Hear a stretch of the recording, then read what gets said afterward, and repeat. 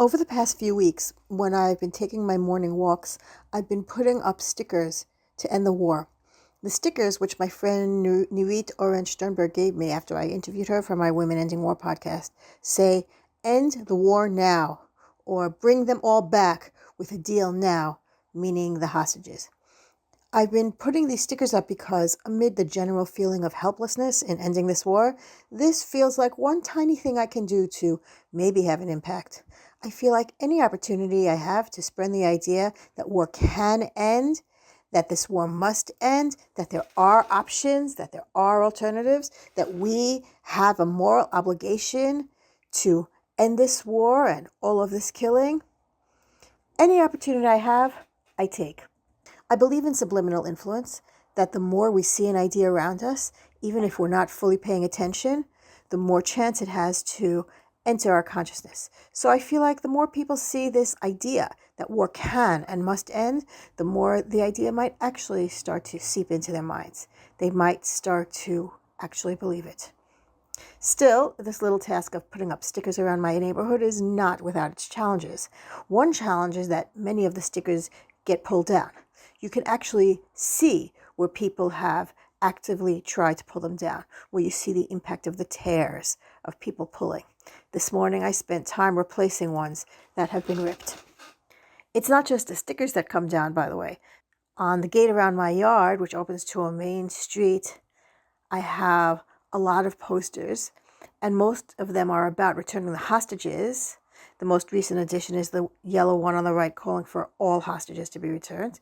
The white and purple one on the left is calling for peace from the organization Standing Together. This is my fourth attempt to get a banner from Standing Together to stay up. All the previous ones have already been ripped off. The hostage ones have stayed, but the shared society and peace ones are actively ruined. Anyway, think about this energy that it takes to pull down a sticker that says, "End the war." It's definitely an act of aggression and violence. It's a violent need to stop people from trying to end the war. And it's very, very disturbing for me, very upsetting. Moreover, it's a direct expression of what this Netanyahu / Ben Gvir / Smotrich government is projecting. It's a violent act of support for a government built on violence. It reflects the success with which this government has planted violence into the Israeli consciousness as something legitimate, necessary, and good. It's infuriating and it's frustrating, and it is, of course, heartbreaking.